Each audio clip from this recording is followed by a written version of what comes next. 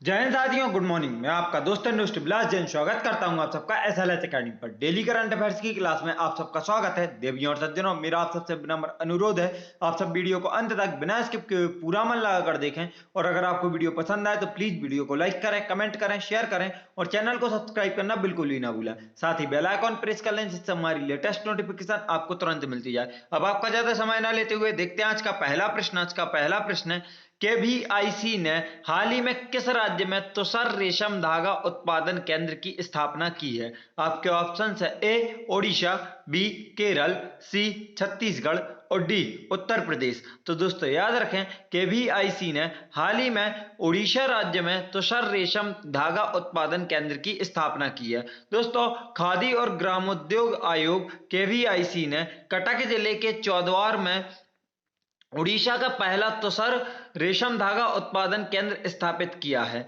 दोस्तों याद रखें, यह उड़ीसा का पहला तुषार रेशम धागा उत्पादन केंद्र है। तुषार रेशम रेशम की बेहतरीन किस्मों में से एक है।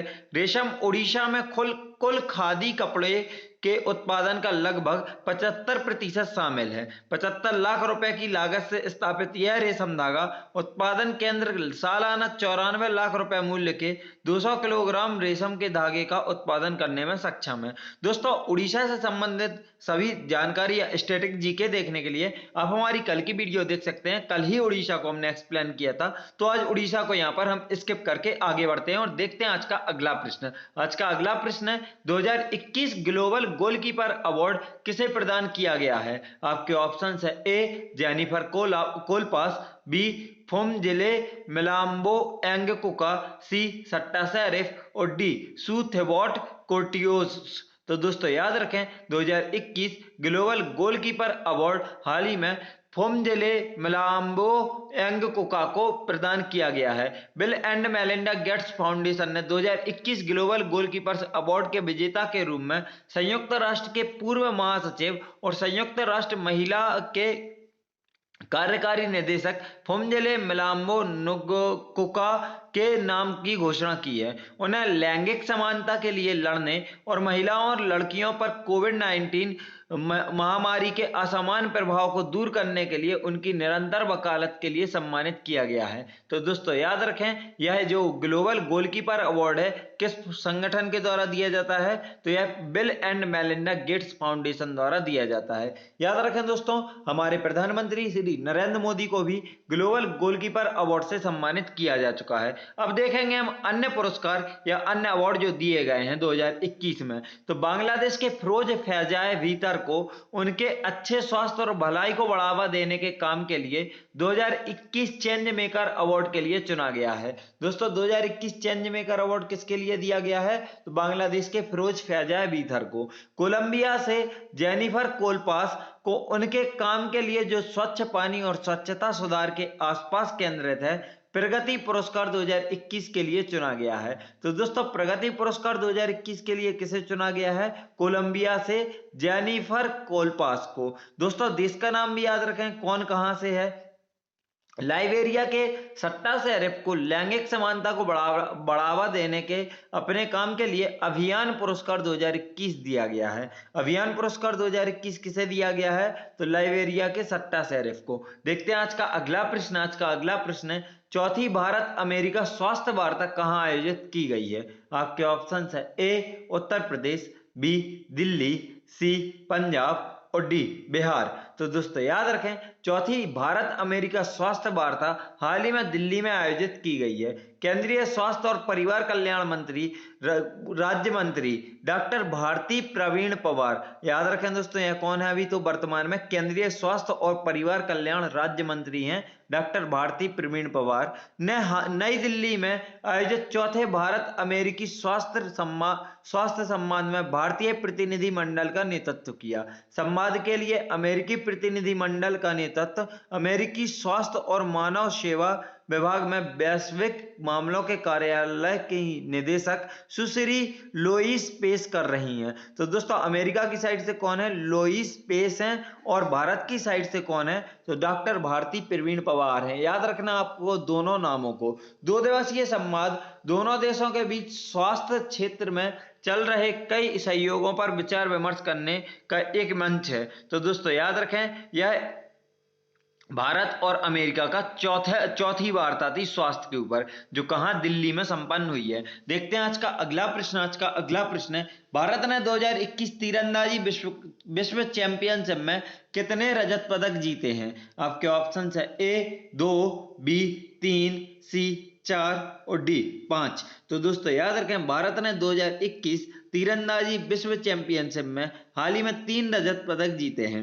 दोस्तों टीम इंडिया के तीरंदाजों ने संयुक्त राज्य अमेरिका के साउथ डकोटा के यांगटॉन में आयोजित 2021 विश्व तीरंदाजी चैंपियनशिप में 3 रजत पदक जीते हैं। दोस्तों याद रखना है आपको, विश्व तीरंदाजी चैंपियनशिप 2021 का आयोजन किस देश ने किया है? तो संयुक्त राज्य अमेरिका ने किया है। और यह कहाँ आयोजित हुआ है? तो संयुक्त राज्य अमेरिका के साउथ डकोटा में के यांगटॉन में आयोजित किया गया है।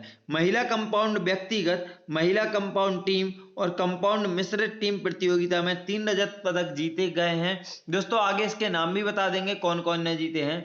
विजयवाड़ा की बेनाम ज्योति सुरेखा विश्व चैंपियनशिप में 3 रजत पदक जीतने वाली पहली भारतीय महिला तीरंदाज बनी है।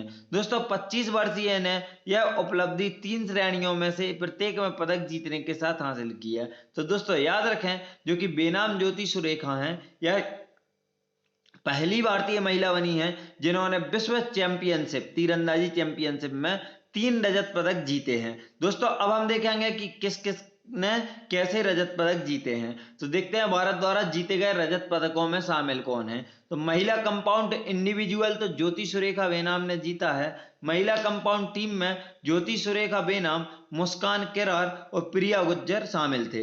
दोस्तों कंपाउंड मिक्स्ड टीम में देखें अगर तो अभिषेक वर्मा और ज्योति सुरेखा बेनाम शामिल थी, जिन्होंने रजत पदक जीता है। देखते हैं दोस्तों आगे हम आज का अगला प्रश्न है, हाल ही में आकाश प्राइम मिसाइल का पहला सफल परीक्षण किसने किया है? आपके ऑप्शन है ए डीआरडीओ, बी इसरो, सी नासा और डी स्पेसएक्स। तो दोस्तों याद रखें, हाल ही में डीआरडीओ ने आकाश प्राइम मिसाइल का पहला सफल परीक्षण किया है। डीआरडीओ ने एकीकृत परीक्षण रेंज आईटीआर चांदीपुर उड़ीसा से आकाश प्राइम नामक आकाश मिसाइल के एक नए संस्करण की सफल पहली परीक्षण उड़ान भरी है।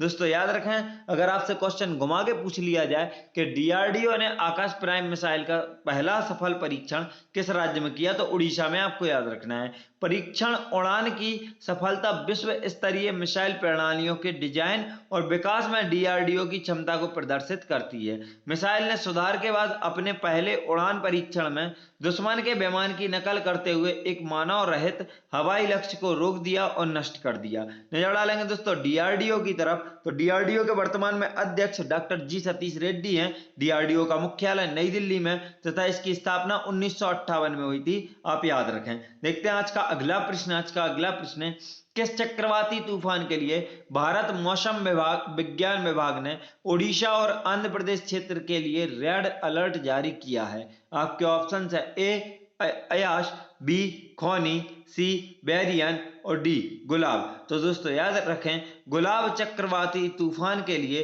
भारत मौसम विज्ञान विभाग ने उड़ीसा और आंध्र प्रदेश क्षेत्र के लिए रेड अलर्ट जारी किया है। दोस्तों भारत मौसम विज्ञान विभाग, इंडिया मेट्रोलॉजिकल डिपार्टमेंट ने चक्रवात गुलाब के उत्तर पश्चिम और उससे सटे पश्चिम मध्य बंगाल की खाड़ी के ऊपर से टकराने के बाद उड़ीसा और आंध्र प्रदेश के लिए रेड अलर्ट जारी किया है। दोस्तों याद रखें, अगर आपसे एक और क्वेश्चन इस तरह से पूछ लिया जाए कि जो गुलाब चक्रवात है किस सागर या महासागर में उठा है, तो याद रखना आपको यह बंगाल की खाड़ी में उठा है। चक्रवात गुलाब का नाम पाकिस्तान ने रखा था। गुलाब शब्द अंग्रेजी में रोज को संदर्भित करता है। लैंडफॉल के दौरान हवा की गति 90 किलोमीटर प्रति घंटे से 100 किलोमीटर प्रति घंटे के बीच हो सकती है। तो दोस्तों याद रखें कि यह कौन सा गुलाब चक्रवात है जो यह बंगाल की खाड़ी में उठा है, और इसके चलते ही उड़ीसा और आंध्र प्रदेश में भारत मौसम विज्ञान विभाग ने हाई अलर्ट जारी किया है, जिसे रेड अलर्ट बोला गया। देखते हैं आज का अगला प्रश्न है, गुजरात विधानसभा की पहली महिला स्पीकर निम्न में से किसे नियुक्त किया गया है? आपके ऑप्शन है ए प्रज्ञा ठाकुर, बी मीनाक्षी लेखी, सी किरण खेर और डी निमाबेन आचार्य। तो दोस्तों याद रखें, गुजरात विधानसभा की पहली महिला स्पीकर को निमाबेन आचार्य को चुना गया है। दोस्तों राजेंद्र त्रिवेदी के 16 सितंबर के इस्तीफा देने के और मुख्यमंत्री भूपेंद्र पटेल के नेतृत्व वाले नए राज्य मंत्रिमंडल में शामिल होने के बाद अध्यक्ष का पद खाली हो गया था। दोस्तों याद रखें, इनके पहले इनके पहले विधानसभा स्पीकर कौन थे? तो राजेंद्र त्रिवेदी थे। और अब वर्तमान में कौन है? तो निमाबेन आचार्य हैं विधानसभा स्पीकर। आपको याद रखना है बहुत अच्छे से। अब नजर डालेंगे दोस्तों हम गुजरात की तरफ। तो गुजरात की राजधानी गांधीनगर है। गुजरात की स्थापना 1 मई 1960 को हुई थी। गुजरात के राज्यपाल श्री आचार्य देवव्रत जी तथा मुख्यमंत्री भूपेंद्र पटेल हैं। देखते हैं आज का अगला प्रश्न। संयुक्त राष्ट्र के इंटरनेट गवर्नेंस फोरम 2021 में देश का प्रतिनिधित्व करने की जिम्मेदारी निम्न में से किसको प्रदान की गई है? आपके ऑप्शन है ए पूर्णिमा तिवारी, बी कोमल तिवारी, सी मनोज अग्रवाल और डी प्रमोद सचदेवा। तो दोस्तों याद रखें, संयुक्त राष्ट्र के इंटरनेट गवर्नेंस फोरम 2021 में खुद का प्रतिनिधित्व करने की जिम्मेदारी पूर्णिमा तिवारी को दी गई है। दोस्तों याद रखना है, तो देश का प्रतिनिधित्व करने की जिम्मेदारी किसको दी गई है? पूर्णिमा तिवारी को दी गई है। कहां? संयुक्त राष्ट्र के इंटरनेट गवर्नेंस फोरम 2021 में। दोस्तों 16वीं वार्षिक यूएन इंटरनेट गवर्नेंस फोरम बैठक का आयोजन पोलैंड सरकार की अध्यक्षता में 6 से 10 दिसंबर तक कैटोवाइस में किया जाएगा। दोस्तों याद रखें, यहां से जो पॉइंट्स आपको याद रखने हैं, संयुक्त राष्ट्र के इंटरनेट गवर्नेंस फोरम 2021 का कौन सा संस्करण हुआ है 2021 में? तो याद रखना है 16वीं वार्षिक यूएन इंटरनेट गवर्नेंस फोरम का आयोजन हुआ है। इसके अलावा दोस्तों इसका आयोजन किस सरकार द्वारा किया जा रहा है? तो पोलैंड सरकार के द्वारा की अध्यक्षता में इसका आयोजन किया जा रहा है और 6 से 10 दिसंबर तक इसका कैटोवाइस में आयोजन किया जाएगा। इसका विषय इंटरनेट यूनाइटेड होगा। याद रखना दोस्तों, इंटरनेट यूनाइटेड इसका विषय होगा। पूर्णिमा तिवारी उन 30 एम्बेसडर में से एक हैं जिन्हें 193 देशों के आवेदकों में से चुना गया है। दोस्तों आगे याद रखें कि पूर्णिमा तिवारी छत्तीसगढ़ राज्य की रहने वाली हैं तथा वह जामिया की पूर्व छात्रा हैं। देखते हैं दोस्तों आज का अगला प्रश्न है, निम्न में से किस देश ने कोरोना वायरस के खिलाफ कोविशील्ड वैक्सीन को मान्यता दी है? आपके ऑप्शन है ए इटली, बी जापान, सी रूस और डी चीन। तो दोस्तों याद रखें, हाल ही में इटली ने कोरोना वायरस के खिलाफ कोविशील्ड वैक्सीन को मान्यता दी है। दोस्तों कोरोना वायरस के खिलाफ कोविशील्ड वैक्सीन को ऑक्सफोर्ड यूनिवर्सिटी और एस्ट्राजेनेका द्वारा संयुक्त रूप से विकसित किया गया था, जबकि इसे सीरम इंस्टीट्यूट ऑफ इंडिया द्वारा निर्मित किया गया था। इटली द्वारा इस मान्यता के साथ कोविशील्ड वैक्सीन लगवाने वाले भारतीय अब एक इतालवी ग्रीन पास प्राप्त करने के पात्र होंगे। तो दोस्तों याद रखें कि जिन्होंने कोविशील्ड लगवाई होगी वह इतालवी ग्रीन पास प्राप्त करने के लिए पात्र होंगे। नजर डालेंगे अब इटली की तरफ। तो जैसे हम इटली को देख सकते हैं, यूरोप महाद्वीप में स्थित एक देश है जिसके अगर हम सीमाएं देखें तो फ्रांस, स्विट्जरलैंड, ऑस्ट्रेलिया और स्लोवेनिया इसकी अंतर्राष्ट्रीय सीमाएं हैं। जो कि आप यहां पर देखेंगे दोस्तों, तो जो आप फ्रांस, स्विट्जरलैंड और ऑस्ट्रेलिया वाला हिस्सा देख रहे हैं, यहाँ पर आल्प्स पर्वतमाला का विस्तार है। देखते हैं दोस्तों आप इटली से जुड़े अन्य तथ्य। तो इटली की राजधानी रोम है, इटली की मुद्रा यूरो है, इटली की प्रधानमंत्री वर्तमान में मारिया द्राघी तथा राष्ट्रपति सर्जियो मट्रेला हैं। दोस्तों इटली के उत्तर में आल्प्स पर्वतमाला है जिसमें फ्रांस, स्विट्जरलैंड, ऑस्ट्रिया और स्लोवेनिया की सीमाएं आकर लगती हैं। दोस्तों आगे देखेंगे तो सिसिली तथा सार्डिनिया जो भूमध्य सागर के दो सबसे बड़े द्वीप हैं, इटली के ही अंग हैं। दोस्तों याद रखें कौन कौन से? सिसिली और सार्डिनिया। वेटिकन सिटी तथा सैन मैरिनो सिटी के अंतर्गत समाहित दो स्वतंत्र देश हैं। तो दोस्तों याद रखें इसके अंतर्गत समाहित दो स्वतंत्र देश कौन कौन से हैं? वेटिकन सिटी तथा सैन मैरिनो। पो और टाइगर यहाँ की प्रमुख नदियां हैं। तो दोस्तों कौन कौन सी? पो और टाइगर यहाँ की प्रमुख नदियां हैं। रोम टाइबर नदी के किनारे स्थित है। दोस्तों आगे देखें तो रोम किस नदी के किनारे स्थित है? टाइबर नदी के किनारे। इटली को यूरोप का भारत कहा जाता है और पो नदी को इटली की गंगा कहा जाता है। यह फैक्ट्स भी याद रखें। इटली विश्व का सबसे बड़ा अंगूर उत्पादक देश है, यह भी याद रखें। देखते हैं आज का अगला प्रश्न। आज का अगला प्रश्न है, HAL ने किस राज्य में सिविल DO-228 विमान की तैनाती के लिए एयरलाइंस के साथ समझौता किया है? आपके ऑप्शंस है ए लद्दाख, बी राजस्थान, सी अरुणाचल प्रदेश और डी दिल्ली। तो दोस्तों याद रखें कि HAL ने हाल ही में अरुणाचल प्रदेश में सिविल DO-228 विमान की तैनाती के लिए अलायंस एयर के साथ समझौता किया है। दोस्तों हिंदुस्तान एरोनॉटिक्स लिमिटेड ने हाल ही में अरुणाचल प्रदेश राज्य में सिविल DO-228 विमान की तैयारी के लिए अलायंस एयर के साथ समझौता किया है। DO-228 विमान एक बहुउद्देशीय विमान है जो उत्तर पूर्व में संचालन के लिए उपयुक्त है। तो दोस्तों इसका नाम क्या है? DO-228। नजर डालेंगे HAL की तरफ, मतलब हिंदुस्तान एरोनॉटिक्स लिमिटेड की तरफ, तो इसका मुख्यालय बेंगलुरु में स्थित है तथा इसकी स्थापना 23 दिसंबर 1940 को हुई थी। दोस्तों इसकी स्थापना HAL की अगर देखें हम तो इसके संस्थापक कौन थे? तो बालचंद हीराचंद इसके संस्थापक थे तथा अध्यक्ष इसके तो अशोक नायक इसके अध्यक्ष थे। और HAL की स्थापना कब हुई है? तो 23 दिसंबर 1940 को इसकी स्थापना हुई है। नया डालें दोस्तों अलायंस एयर की तरफ, तो अलायंस एयर का मुख्यालय मुंबई में स्थित है तथा इसकी स्थापना 1996 में दिल्ली में हुई थी। बहुत अच्छे से याद रखें दोस्तों, अलायंस एयर की स्थापना कहाँ हुई थी? दिल्ली में 1996 में। और इसका मुख्यालय कहाँ स्थित है? तो मुंबई में। देखते हैं आज का अगला प्रश्न। सॉरी दोस्तों, आगे हम देखेंगे अरुणाचल प्रदेश को पहले। तो अरुणाचल प्रदेश को जैसे हम देखें तो यह दो भारतीय राज्य असम और नागालैंड से सीमा टच करता है, जबकि 3 देशों से अंतरराष्ट्रीय सीमा, मतलब भूटान, चीन और म्यांमार से यह अंतरराष्ट्रीय सीमा साझा करता है। देखेंगे दोस्तों अरुणाचल प्रदेश को, तो अरुणाचल प्रदेश की राजधानी ईटानगर है। अरुणाचल प्रदेश की स्थापना 20 फरवरी 1987 को हुई थी। राज्यपाल यहाँ के वर्तमान में ब्रिगेडियर BD मिश्रा तथा मुख्यमंत्री पेमा खांडू है। पड़ोसी राज्य असम और नागालैंड इसके पड़ोसी राज्य हैं। वन एवं राष्ट्रीय उद्यान देखें तो नामदफा राष्ट्रीय उद्यान, मौलिंग राष्ट्रीय उद्यान, पक्के tiger reserve, Kamalang tiger reserve, eagle nest वन्यजीव अभ्यारण्य यहाँ के प्रमुख वन एवं राष्ट्रीय उद्यान है। बांध अगर देखें तो रंगनाड़ी बांध यहाँ का प्रमुख बांध है। कहाँ का? अरुणाचल प्रदेश का। दर्रे देखें तो दीफू दर्रा, यांग्याप दर्रा और बोमडिला दर्रा यहाँ के प्रमुख दर्रे हैं। याद रखना है आपको। अरुणाचल प्रदेश देश का ऐसा पहला राज्य बन गया है जिसने अपने कीवी के लिए जैविक प्रमाणीकृत प्राप्त किया है। दोस्तों याद रखें कि अरुणाचल प्रदेश देश का पहला ऐसा राज्य बन गया है जिसने अपने कीवी के लिए जैविक प्रमाणीकृत मतलब GI टैग प्राप्त किया है। अरुणाचल प्रदेश में भारत की पहली सौर आधारित जल आपूर्ति परियोजना का शुभारंभ हुआ है। तो दोस्तों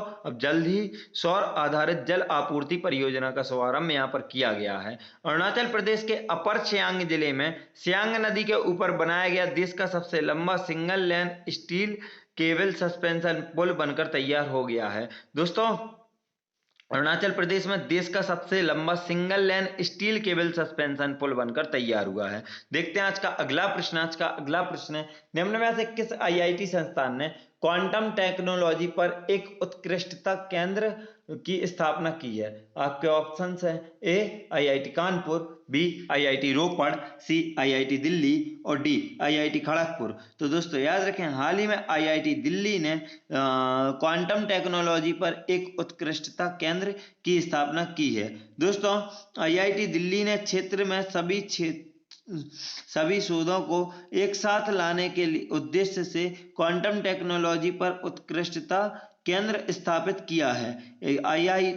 IIT दिल्ली के मुताबिक संस्थान के क्वांटम कंप्यूटिंग, क्वांटम संचार, क्वांटम सेंसिंग और मेट्रोलॉजी और क्वांटम सामग्री और उपकरणों पर तो ध्यान केंद्रित करेगा ही, साथ ही यह विज्ञान और प्रौद्योगिकी विभाग की परियोजनाओं के आगे बढ़ने में मदद करेगा। तो दोस्तों याद रखें, इसे विकसित किसने किया है या स्थापित किसने किया, तो आईआईटी दिल्ली। आईआईटी दिल्ली की स्थापना बेटा 1961 में हुई थी। याद रखें, आईआईटी दिल्ली की स्थापना कब, 1961 में हुई। देखते हैं आज का आखिरी प्रश्न। आज का आखिरी प्रश्न है, 29 सितंबर को विश्व भर में कौन सा दिवस मनाया जाता है? आपके ऑप्शन है, ए विश्व हृदय दिवस, बी विश्व किडनी दिवस, सी विश्व कान दिवस और डी विश्व नाक दिवस। तो दोस्तों याद रखें, 29 सितंबर को पूरे विश्व हृदय दिवस मनाया जाता है प्रत्येक वर्ष। दोस्तों यह दिवस हृदय संबंधी बीमारियों के प्रति जागरूकता फैलाने के लिए मनाया जाता है। विश्व स्वास्थ्य संगठन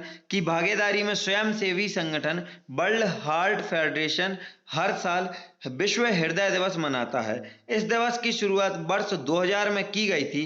पहले यह दिवस सितंबर माह के आखिरी रविवार को मनाया जाता था। तो दोस्तों याद रखें कि विश्व हृदय दिवस 2014 तक सितंबर माह के आखिरी रविवार को मनाया जाता था, जबकि 2014 से इसकी तारीख भी फिक्स हो गई और यह 29 सितंबर को प्रत्येक वर्ष मनाया जाता है। दोस्तों हमारी वीडियो यहीं समाप्त होती है। वीडियो को अंत तक देखने के लिए आप सभी का धन्यवाद। अगर आप सबको वीडियो पसंद आई है, कंटेंट पसंद आया है और लगा है कि इस कंटेंट को कलेक्ट करने में मेहनत लगी होगी, तो प्लीज वीडियो को इतना ज्यादा शेयर करें, इतना ज्यादा शेयर करें कि हर किसी के पास वीडियो पहुंच चुके। अब आप अगर हम सबसे social media like Facebook, Instagram, Telegram पर जुड़ना चाहते हैं तो आप हमारे डिस्क्रिप्शन बॉक्स से लिंक द्वारा फॉलो कर सकते हैं। अगर आपको इस क्लास की पीडीएफ चाहिए तो आप हमारे टेलीग्राम चैनल SLS अकेडमी को फॉलो कर लो। दोस्तों हम वीडियो हमारी यहीं समाप्त होती है। वीडियो को अंत तक देखने के लिए एक बार फिर से धन्यवाद। जय हिंद, जय भारत, आपका दिन मंगलमय हो।